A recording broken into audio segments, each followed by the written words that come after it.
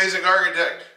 We're down here at one of our farmhouse projects, and I just thought, good Saturday morning, we take a walk around. We're about to get ready to insulate, and drywall is coming soon, so I figured let's take a little quick walk around and check in on progress here. So you can see front entryway, stairwell there. You can notice we have a bunch of OSB on the ground. I'm going to get to that, why that's on the floor here in just a minute. But walking here into the dining room, you can see our tray here has been framed. So we have a double tray. This gets dropped down about 6 inches. We'll have, of course, of crown molding and some trim up there.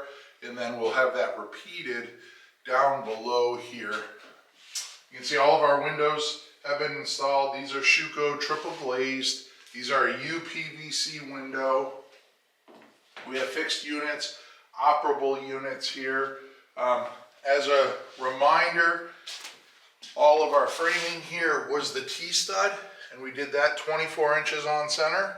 You can see those are all 2x6, and then we use zip R9 on the outside there. Our electrician has been here running all the wires. You can see the electrical boxes there are set to be placed in the baseboard. The homeowner wanted that as a location for all of the outlets. As we progress through the house here, we have the entry closet. We have the entry hall here. This takes you down to the basement. If we go down that way, we have another supply closet there. We have a powder room over to my left here that gets access from around the corner here in the mud room, but the big room is behind me here. So this is kitchen and all family room with a little breakfast nook space. The formal dining room is the space that we were just in. And if you come around the corner, we have basically a pantry. Some call them butler pantries. We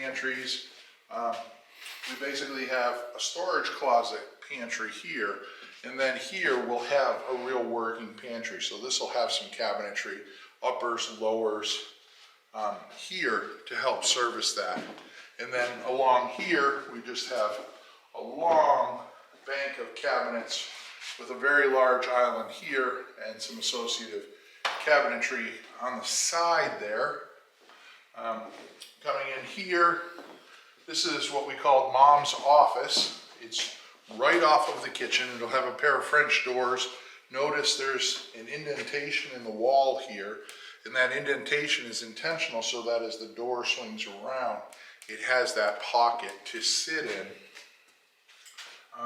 It's a room probably about 10 foot square, not a whole lot needed for Mom.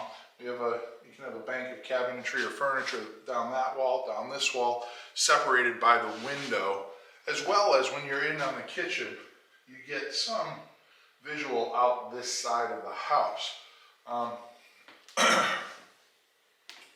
Power pipe. Seen this on some projects. What it basically is you have a drain pipe that comes down, and then you have incoming water. The incoming water goes through a coil that sits around that drain pipe. So as the water drains from the showers above, that warm water, it creates a film on the inside of the drain pipe. And so as we push that fresh water up through here, you get that heat exchange. So we get to strip some of the heat off of that exiting shower water that we paid to heat previously before we showered. And so we can recoup some of that. Now, I put a number of these in. I can't tell you that we've actually measured it. It's kind of a hard metric to measure, but I'm told that, it's about a 5-year payback on these. They're not overly expensive, but we do put them in a bunch of projects. At least mentally, they make you feel good. So behind me here, you can see we have the large family room. I said breakfast nook there. We have some associative plumbing that will go in over here, that we have a sink and a whole bank of cabinets here for this breakfast nook. Occasionally you'll see these white pipes, and they have a wire attached to them That's the central vac system that goes around the whole house here. So you'll see those intermittently appear in hallways and different locations that you can get easy access to. This one here being in the cabinet, you know, sometimes you have cabinets that you can open them up, sweep all the breadcrumbs, and it gets picked up. But you can see another one over here. And then we have our large sliders. We're waiting our decks to get framed. We actually have a screened-in porch that goes outside of that slider. Over here, I set this up so we can talk about why we have all of this OSB down. And the reason is quite simple.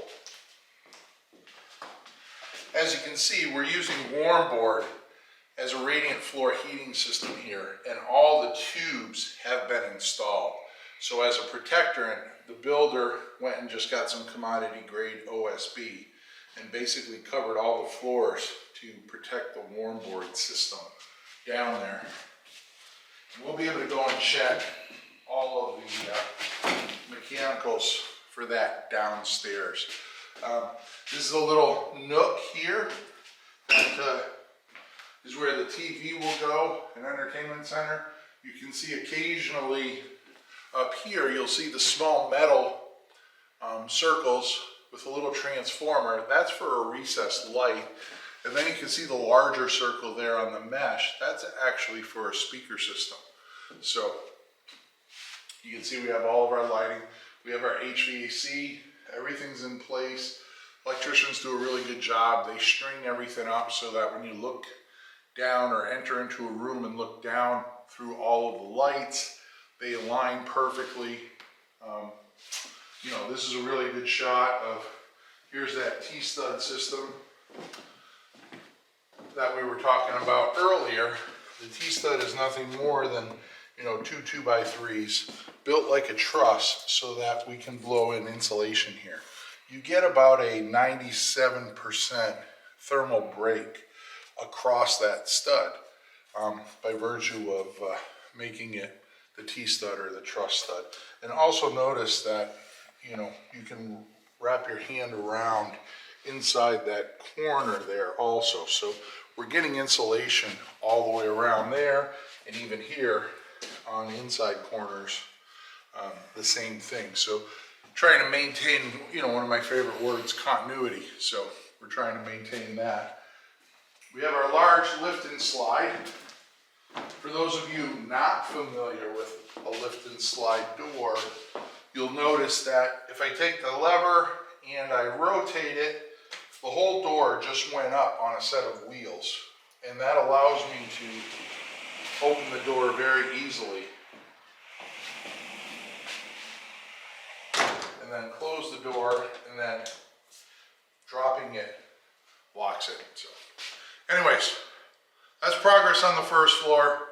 We have the basement to do, we got the second floor to do. Let's go check out some more of the house.